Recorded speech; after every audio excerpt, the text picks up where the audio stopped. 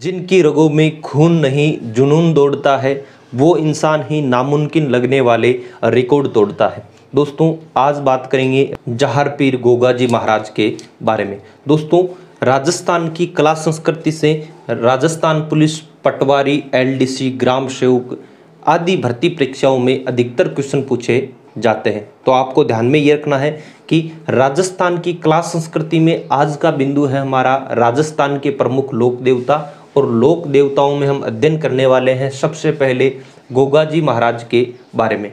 जहार पीर गोगा जी महाराज के बारे में अध्ययन करेंगे। सबसे पहले दोस्तों इनके सामान्य परिचय के बारे में अध्ययन करते हैं कि इनका सामान्य परिचय क्या है। दोस्तों, गोगा जी महाराज का जन्म नागवंशीय चौहान परिवार में ददरेवा चूरू में हुआ। तो हम देखते हैं गोगा जी महाराज के जीवन परिचय के बारे में। दोस्तों, गोगा जी महाराज का जो जन्म होता है वह नागवंशीय चौहान परिवार में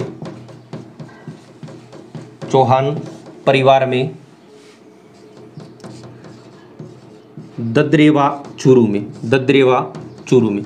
दोस्तों, अब इनका जो सामान्य परिचय है उनमें आपको कौन कौन से बिंदु याद रखने हैं वो मैं बता देता हूं आपको। सबसे पहले हम लिखेंगे इनके पिता का नाम ध्यान में रखना है, माता का नाम ध्यान में रखना है, आपको पत्नी का नाम ध्यान में रखना है, गुरु का नाम ध्यान में रखना है, घोड़ी यानी इनकी घोड़ी कौन सी थी। तो इस प्रकार से हम इनका सामान्य परिचय पढ़ेंगे। दोस्तों, गोगा जी महाराज का जो जन्म होता है नागवंशीय चौहान परिवार में ददरेवा चूरू में, और वो होता है दोस्तों 946 ईस्वी के अंदर गोगा जी महाराज का जन्म होता है ददरेवा चूरू में। दोस्तों, इनके पिताजी का नाम जेवर सिंह, इनके पिताजी का नाम जेवर सिंह व माता का नाम बाछल।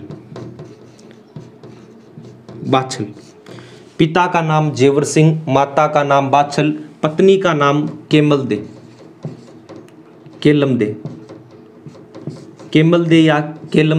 पत्नी का नाम, गुरु का नाम आता है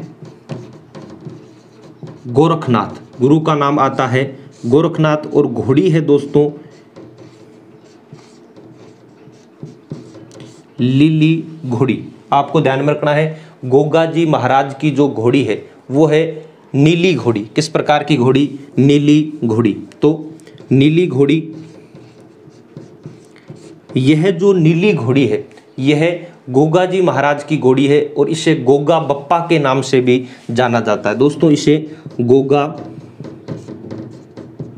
बप्पा के नाम से भी जाना जाता है। ये जो घोड़ी है गोगा जी महाराज की, ये घोड़ी है, इसे नीली घोड़ी या गोगा बप्पा के नाम से जाना जाता है। दोस्तों, हम बात कर रहे थे गोगा जी महाराज के बारे में, गोगा जी महाराज के जीवन परिचय के बारे में। दोस्तों, शेखावाटी प्रदेश में गोगा जी महाराज के से संबंधित अनेक सारी कहानियां प्रचलित है। आपको बता देते हैं, जो पिता जेवर सिंह व माता बाछल के घर कोई संतान प्राप्ति नहीं हुई थी, तो इन्होंने गुरु गोरखनाथ के आशीर्वाद से गोगा जी का जन्म हुआ। गोगा जी का जो प्रथम अक्षर गो है यह गाय शब्द से लिया गया है। और दोस्तों, गोगा जी का जो जन्म है वह गुरु गोरखनाथ के आशीर्वाद से हुआ माना जाता है। जन श्रुतियों के अंदर बताया जाता है कि जब गोगा जी महाराज की माता गर्भवती थी, उसी समय गोगा जी महाराज के जो बुहासा थे उन्होंने अपने भाई जेवर सिंह को कुछ बातें यानी अनसुनी बातें बताई, और उससे जेवर सिंह रुष्ट होकर अपनी पत्नी को पीहर भेज देते हैं। और जब ये ददरेवा चूरू से अपने पीहर के लिए रवाना होते हैं, तब रास्ते में कहते हैं कि दिव्य वाणी से कुछ आवाज़ आती है, और उस आवाज़ में बताते हैं कि गोगा जी महाराज स्वयं बोलते हैं कि मेरा जन्म मेरी मातृभूमि में होना चाहिए, न कि अपने ननिहाल में। ये इस कारण से मैं नानेड़िया कहलाऊँगा। ये दोस्तों प्रचलित लोगों में कहानियां हैं, किसी भी आपको इतिहास में नहीं दर्ज मिलेगी, लेकिन यहाँ के स्थानीय लोगों में इस प्रकार की कहानियां प्रचलित है। और उसी समय जो बैलगाड़ी से इनको लेकर जा रहे थे उसमें से एक बैल को सर्प डस लेता है और इस वजह से ये वापस ददरेवा चूरू आते हैं और ददरेवा चूरू में गोगाजी महाराज का जन्म होता है। दोस्तों इसके बाद में अगर देखते हैं गोगाजी महाराज को हम सांपों के लोक देवता क्यों कहते हैं। दोस्तों गोगाजी महाराज की जो पत्नी थी यह बुड्ढो जी, बुड्ढो जी थे पाबूजी महाराज के भाई। बुड्ढो जी की जो बेटी थी केलमदे, और बुड्ढो जी कहाँ के थे, जोधपुर के फड़ौदी के पास में कोलू गांव के। पाबूजी की भतीजी थी ये। और दोस्तों कहते हैं जिस समय गोगाजी महाराज का विवाह हो रहा था या विवाह से पहले की बात है कि गोगाजी महाराज की पत्नी केलमदे को सर्प डस लेता है और इस बात से गोगाजी महाराज क्रोधित होते हैं और एक अग्निकुंड बनाते हैं और उस अग्निकुंड में अपने मंत्रोच्चारण के माध्यम से संसार के सभी जो सर्प है वह आकर नष्ट होने लगते हैं, जलने लगते हैं। उसी समय एक नाग देवता प्रकट होते हैं। उस नाग देवता का नाम मिलता है तक्षक नाग, तक्षक नाग। और तक्षक नाग आकर इनसे माफ़ी मांगते हैं कि जो भी हमारे नागों से गलती हुई है मैं आपकी पत्नी को पुनर्जीवित कर दूंगा, उनका जो जहर है वो निकाल दूंगा, आप इस प्रकार का कार्य न करें। और उसके बाद में दोस्तों तक्षक नाग देवता ने गोगाजी महाराज को वरदान दिया कि आप कलयुग में नागों के देवता के नाम से पूजे जाएंगे। दोस्तों ये तो थे गोगाजी महाराज का जीवन परिचय, इनका जो सामान्य परिचय। जो गोगाजी महाराज है इन्हें नागों के देवता के नाम से भी जाने जाते हैं। जो नाग होते हैं, सर्प होते हैं, उनके देवता जहर पीर के नाम से भी जाना जाता है, नागराज के अवतार के भी नाम से जाना जाता है। तो गोगाजी महाराज के अगर उपनाम देखें तो यहाँ पे मैं उपनाम लिख रहा हूँ, नागों के देवता,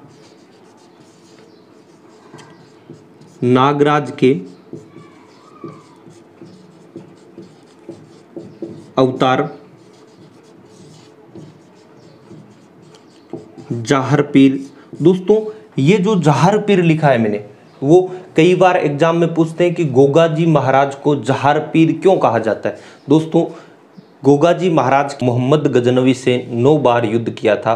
वह स्वयं व अपने पुत्रों व भतीजों के साथ में चिनाब, कई बुकों में आपको चिनाब नदी मिलेगी, कई सतलज नदी मिलेगी, अधिकतर बुकों में चिनाब नदी के बारे में मिलता है। चिनाब नदी के किनारे यह मोहम्मद गजनवी से युद्ध करते हैं, वह अपनी गायों को मुक्त कराते हैं। दोस्तों गोगाजी महाराज व उनके चचेरे भाई अर्जुन व सुरजन हाड़ा के मध्य कोई भूमि विवाद माना जाता है। उसी भूमि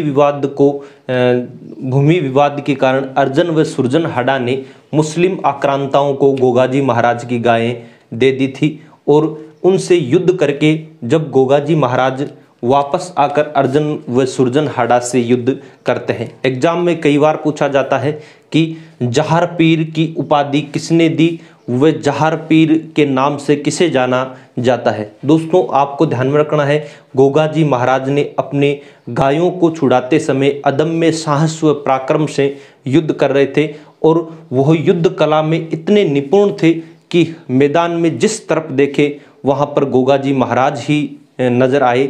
इसीलिए मोहम्मद गजनवी ने कहा कि यह तो जहर पीर है, जिंदा पीर की संज्ञा दी थी और जिंदा पीर के नाम से पुकारा था। दोस्तों गोगाजी महाराज अपनी गायों को छुड़ाकर वापस ददरेवा चूरू आते हैं और अपने चचेरे जो भाई थे अर्जुन व सुरजन हाड़ा, इन चचेरे भाइयों से युद्ध करते हैं और युद्ध करते समय यह वीर गति को प्राप्त हो जाते हैं। दोस्तों राजस्थान के वीरों के बारे में अगर चर्चा करें तो राजस्थान के सभी वीर इतने बलशाली पराक्रमी थे कि इनकी शीश कटने के बाद में भी यह अपने दुश्मनों से लड़ते रहते थे। वही वाक्य आता है आपके गोगाजी महाराज के बारे में। दोस्तों जब अर्जुन व सुरजन हाड़ा से द्वंद्व युद्ध चल रहा था उसी समय गोगाजी महाराज का शीश कटकर ददरेवा चूरू में गिर जाता है। इस स्थान पर शीर्ष मेड़ी बनी हुई है। आपको ध्यान में रखना है गोगाजी महाराज का जो प्रमुख मंदिर है वह धुरमेड़ी नोहर हनुमानगढ़ में है। दोस्तों धुरमेड़ी नोहर हनुमानगढ़ में है और गोगाजी महाराज की समाधि स्थल भी वहीं पर माना जाता है। आपको ध्यान में रखना है गोगाजी महाराज के जो 2 प्रमुख मंदिर है धुरमेड़ी व शीर्षमेड़ी। धुरमेड़ी अगर देखें तो वह नौहर हनुमानगढ़ में, और अगर आपको पूछे सिरसमेड़ी तो ददरेवा चूरू में। दोस्तों, गोगा जी महाराज के मंदिर के पास में एक तालाब बना हुआ है। इस तालाब की मिट्टी से सर्पदंश या सर्प का जहर उतारने की लोक मान्यता प्रचलित है। दोस्तों, इस तालाब को गोरख तालाब के नाम से भी जाना जाता है। शेखावाटी प्रदेश के लोग भाद्रपद कृष्ण नवमी को गोगा नवमी मनाते हैं। दोस्तों, हम पढ़ेंगे गोगा जी महाराज के मंदिर के बारे में। तो हम देखते हैं गोगा जी महाराज का मंदिर।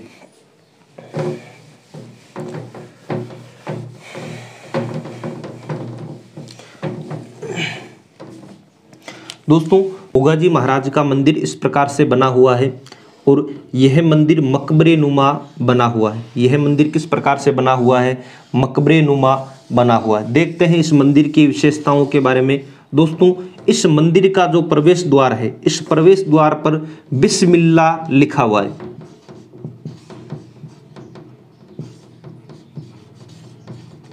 बिस्मिल्लाह लिखा हुआ है। मोहम्मद बिन तुगलक ने इस मंदिर का निर्माण करवाया था। दोस्तों, गोगा जी के वंश में कायम सिंह नाम के फतेहपुर के शासक हुआ करते थे, जो मुसलमानों या मुस्लिमों के दबाव में आकर उन्होंने मुस्लिम धर्म अपना लिया, और उन लोगों को वर्तमान समय में कायम ख्यानी मुसलमान के नाम से जाना जाता है। दोस्तों, जो कायम ख्यानी मुसलमान है, यह गोगा जी महाराज की पूजा करते हैं, और कायम ख्यानी मुसलमान मोहम्मद बिन तुगलक की सेना में सैनिक थे, और उनके आग्रह पर तो मोहम्मद बिन तुगलक ने इस मंदिर का निर्माण करवाया। इस मंदिर के दरवाजे पर बिस्मिल्लाह अंकित किया हुआ है। यह मंदिर मकबरे नुमा बना हुआ है। दोस्तों, इस मंदिर की नीचे की जो शैली है वह हिंदू शैली है, बाकी जो शैली है यह मुस्लिम शैली है। आपको पूछ सकते हैं इस मंदिर को जो नया रूप है, वर्तमान रूप है, वह किसने दिया?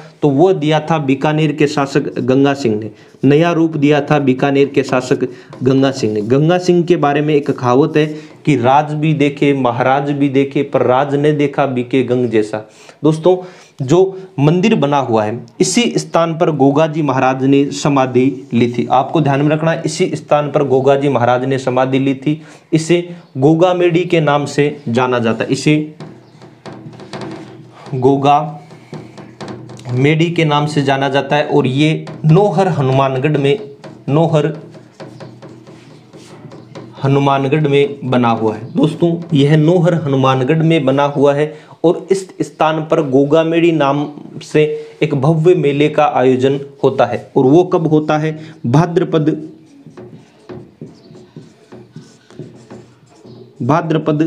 कृष्ण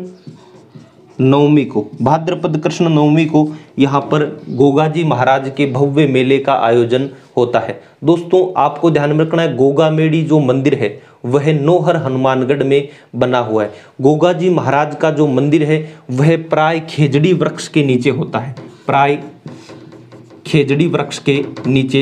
है। दोस्तों, इसीलिए राजस्थान में एक कहावत प्रचलित है, गांव गांव खेजड़ी व गांव गांव गोगो। आपको ध्यान में रखना है, गोगा जी महाराज के जो मंदिर होते हैं खेजड़ी वृक्ष के नीचे, इन मंदिरों की प्रमुख विशेषता क्या होती है? यह एक पत्थर पर घोड़े पर अश्वारोही योद्धा दर्शाए हुए होता है, और उसी प्रकार से उनकी पूजा की जाती है। दोस्तों, गोगा जी महाराज को लापसी व चूरमे का भोग लगता है। आपको ध्यान में रखना है, गोगा जी महाराज के जो सेवक होते हैं वो जो वाद्य यंत्र है वह डेरू बजाते हैं, डेरू। ये आपको ध्यान में रखना है, वाद्य यंत्र बजाते हैं डेरू। जो भोग लगाया जाता है वो लापसी का लगाया जाता है। नगाड़ा माठ बजाया जाता है, माठ नगाड़ा डेरू वाद्य यंत्र बजाए जाते हैं। दोस्तों, जब कृषक हल बोने के लिए जाता है, खेती करने के लिए जाता है, तो कृषक व बैल के गोगा राखड़ी बांधी जाती है। यानी हल व हाली के एक राखी बांधी जाती है, जिसे गोगा रिखड़ी के नाम से या गोगा राखड़ी के नाम से जाना जाता है। दोस्तों, गोगा जी महाराज के लापसी व चूरमे का भोग लगाया जाता है। गोगा जी महाराज की जो प्रमुख विशेषता है मंदिर की, वो मंदिर की ये विशेषता है कि गोगामेडी मंदिर में 11 महीने तक जो पुजारी होता है वह मुस्लिम पुजारी होता है, कैम ख्यानी पुजारी होता है, लेकिन भाद्रपद महीने में 1 महीने हिंदू पुजारी होता है। यह प्रमुख बात थी कि किस महीने में हिंदू पुजारी होता है, किस महीने में मुस्लिम पुजारी होता है। दोस्तों, इस मंदिर यह मंदिर नोहर हनुमानगढ़ में बना हुआ है। दूसरा जो मंदिर है वह ददरेवा चूरू में बना हुआ। आपका समाधि स्थल के बारे में पूछे तो समाधि स्थल है नोहर हनुमानगढ़ में। दोस्तों, इस मंदिर का निर्माण फिरोज शाह तुगलक ने करवाया था। बिस्मिल्लाह अंकित है, वर्तमान स्वरूप गंगा सिंह ने दिया था। समाधि इसी मंदिर के पास में स्थित है। एक प्रमुख विशेषता के बारे में और पूछा जाता है कि गोगा जी की ओल्डी कहाँ पर स्थित। दोस्तों, एग्जाम में कई बार पूछा गया गोगा जी की ओल्डी के बारे में, तो देखते हैं गोगा जी की ओल्डी। इस प्रकार से झोंपड़े नुमा आकृति में एक मंदिर है सांचौर जालोर में। आपको ध्यान में रखना है, सांचौर जालोर में किनसरिया गांव में, सांचौर जालोर के किनसरिया गांव में, किनसरिया गांव में एक मंदिर बना हुआ है सांचौर जालोर में, सांचौर जालोर में। और यह जो मंदिर है इसे जो झोपड़ी नुमा होने के कारण गोगा जी की ओल्डी के नाम से भी जाना जाता है। आपको ध्यान में रखना है, गोगा जी की ओल्डी सांचौर जालोर में बना हुआ है। दोस्तों, इस मंदिर का जो निर्माण है वह राजा राम कुमार ने करवाया था। इस मंदिर का निर्माण राजा राम कुमार ने करवाया था। दोस्तों, हमने गोगा जी महाराज के बारे में अध्ययन किया। ददरेवा चूरू में इनका मंदिर बना हुआ है, नोहर हनुमानगढ़ में इनका मंदिर बना हुआ है। ददरेवा चूरू में जो मंदिर है उसे शीर्षमेढ़ी के नाम से जाना जाता है। हनुमानगढ़ में जो है उसे गोगामेढ़ी के नाम से एक गोरखनाथ तालाब बना हुआ है। इस तालाब की मिट्टी से सर्पदंश का उपचार किया जाता है। दोस्तों, इसके बाद में हम एक बहुत ही महत्वपूर्ण लोक देवता पढ़ेंगे। यह लोक देवता के साथ साथ में क्रांतिकारी भी थे। दोस्तों, देखेंगे शेखावाटी के प्रथम क्रांतिकारियों के बारे में। 1857 की क्रांति से पहले जिन लोगों ने क्रांति का अलख जगाया था, दोस्तों आज तक उन क्रांतिकारियों की जो प्रतिभा थी वो दबी रही। कभी भी अंग्रेजों ने उन्हें क्रांतिकारियों का दर्जा नहीं दिया, बल्कि वह एक सच्चे क्रांतिकारी थे जिन्होंने अपने देश, अपने समाज, अपने धर्म की रक्षा के लिए अंग्रेजों से लड़ते रहे। तो देखते हैं उन क्रांतिकारी वीरों के बारे में।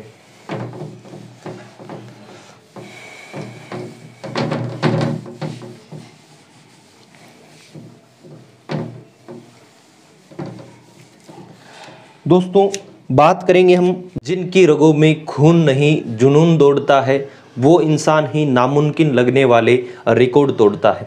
दोस्तों, आज बात करेंगे राजस्थान के लोक देवताओं के बारे में, और राजस्थान के लोक देवताओं में सबसे महत्वपूर्ण जो लोक देवता है उनके बारे में चर्चा करेंगे। दोस्तों, आज की कक्षा में सबसे पहले पढ़ेंगे शेखावाटी के वीर क्रांतिकारी व लोक देवता डूंगजी जवाहर जी के बारे में। दोस्तों, डूंगजी जवाहर जी का जो क्रांतिकारी जीवन था, उस जीवन को अंग्रेजों ने लुटेरा कहकर छुपा दिया। आज तक शेखावाटी प्रदेश के अलावा बहुत कम लोग हैं जो डूंगरजी जवाहर जी के बारे में जानते हैं। दोस्तों, हम आज बात करेंगे शेखावाटी के ऐसे लोक देवता जो क्रांतिकारी के साथ साथ लोक देवता भी हुए। दोस्तों, हम बात करेंगे आज डूंगजी जवाहर जी, जिनका पूरा नाम था डूंगर सिंह डूंगजी जवाहर जी। दोस्तों, यह बठोट पाटौदा गांव के कच्छावा वंशीय राजपूत परिवार में इनका जन्म हुआ। बठोट पाटौदा में कच्छवाहा वंशीय शेखावत परिवार में इनका जन्म होता है। यह दोनों काका भतीजे थे। दोस्तों, इन्होंने 1857 की क्रांति से पूर्व ही राजस्थान के क्षेत्र में अंग्रेजों को निकालने की योजनाएं बनाना शुरू कर दिया था। दोस्तों, इस क्रांति को आगे बढ़ाने के लिए उन्होंने शेखावाटी प्रदेश में रामगढ़ के सेठों से सहायता मांगी, परंतु रामगढ़ के जो सेठ थे वह उन अंग्रेजों के दलाल थे और उन्होंने सहायता देने से मना कर दिया। और उसी समय कहते हैं कि डूंगजी जवाहर जी व उनके साथी जाट लोट बटोट व करनिया मीणा ने एक योजना बनाई और अंग्रेज़ों की छावनियाँ लूटनी शुरू कर दी। अंग्रेज़ों की छावनियाँ लूटकर वह गोला बारूद हथियार एकत्रित करते थे, ऊँट घोड़े लेते थे और उसके बाद में उन्होंने एक योजना बनाई कि जो शेखावाटी प्रदेश के लोग हैं, जो धनाढ्य लोग हैं, अंग्रेज़ों को सहायता पहुंचाते हैं, वो किस मार्ग से जाती है, किस प्रकार से ये सहायता पहुंचाते हैं। कर्णिया, मीणा व लोट बटोट जाट ने ये पूरी रेकी की और पता लगाया कि किस मार्ग से इनका माल अंग्रेज़ों तक पहुंचता है। और इन सेठों के जो लादे थे, जो जा रहे थे अंग्रेज़ों को धन लेकर, उनको इनकी जो टीम थी इसने लूट लिया। दोस्तों देखेंगे डूंगजी जवाहर जी सारे सेठ एकत्रित हुए और अंग्रेज़ों से सहायता मांगने के लिए गए। तो अंग्रेज़ों पर भारी दबाव आने के कारण इन्होंने डूंगर सिंह को गिरफ्तार किया। जो अंग्रेज़ों की सेना थी उन्होंने डूंगर सिंह को गिरफ्तार किया, वह आगरे के किले में कैद कर दिया। दोस्तों डूंगर सिंह व जवाहर सिंह की जोड़ी बिछुड़ गई और उसके बाद में डूंगर सिंह को छुड़ाने की एक योजना बनी और इस योजना में कहा जाता है कि कर्णिया, मीणा वे जाट लोट भटोट आगरा जाते हैं साधु का भेष बनाकर। कई दिनों तक वह आगरा के किले के पास में रहते हैं और धीरे धीरे जो आम जनता थी वो जुड़ने लगी और एक समय आता है कि वहाँ के जो अधिकारी थे वो भी इनसे मिलने जुलने लगे और भगवान जो साधु महात्मा थे उनसे आशीर्वाद लेने लगे। दोस्तों उचित अवसर पाकर जाट लोट बटोट व कर्णिया, मीणा ने आगरे के किले में प्रवेश करते हैं, आगरे के जो कैद थी उसमें प्रवेश करते हैं, डूंगर जी जवाहर जी से बातचीत करते हैं और डूंगर जी जवाहर जी सांकेतिक भाषा में उनको बताते हैं कि 1 महीने बाद में मेरे को काले पानी की सज़ा होने वाली है। इसके बाद में दोस्तों जाट लोट बटोट हुए कर्णिया, मीणा तत्कालीन रूप से शेखावाटी प्रदेश में पहुंचते हैं और यह एक 300 सैनिकों की सेना तैयार करते हैं और इस सेना में जवाहर सिंह को दूल्हे का रूप दिया जाता है। ये बारात लेकर जाते हैं। दोस्तों आगरे के किले के पास में पड़ाव डालते हैं। कर्णिया, मीणा वहाँ से जाता है, आगरे से एक भेड़ खरीदता है और उस भेड़ को दाह संस्कार कर दिया जाता है और चारों ओर अफवाह फैला दी जाती है कि जो दूल्हा है उसका मामा ख़त्म हो गया है, इसलिए हम बारात को 3 दिनों तक यहाँ पर रखेंगे। दोस्तों जब 3 दिनों तक उन्होंने क्यों रोका, क्योंकि वहाँ पर मुसलमानों का कोई उर्स निकलने वाला था और उस उर्स के अंदर जो अधिकारी थे वो तैनात होने वाले थे और उसी मौके को पाकर यह डूंगर सिंह को छुड़ाने वाले थे। और सभी व्यक्ति है 300 जो जवान हैं वह एक निश्चित योजना के तहत आगरे के किले में प्रवेश करते हैं, डूंगर सिंह को छुड़ाते हैं। डूंगर सिंह के साथ में जो अन्य कैदी थे उनको भी छुड़ाते हैं और मुख्य प्रवेश मार्ग से यह शेखावाटी प्रदेश आते हैं। और दोस्तों उसके बाद में शेखावाटी प्रदेश में आने के बाद में बीकानेर, जोधपुर की सेनाएं अंग्रेज़ों के साथ मिलकर इनको पकड़ने की योजना बनाती है और डूंगर सिंह व जवाहर सिंह दोनों पकड़े जाते हैं। दोस्तों डूंगर सिंह को जोधपुर महाराजा के यहाँ तख्त सिंह जी के वहाँ नज़रबंद किया जाता है, तो जवाहर सिंह जी को बीकानेर महाराजा के यहाँ नज़रबंद किया जाता है। ये शेखावाटी के 2 ऐसे क्रांतिकारी वीर थे।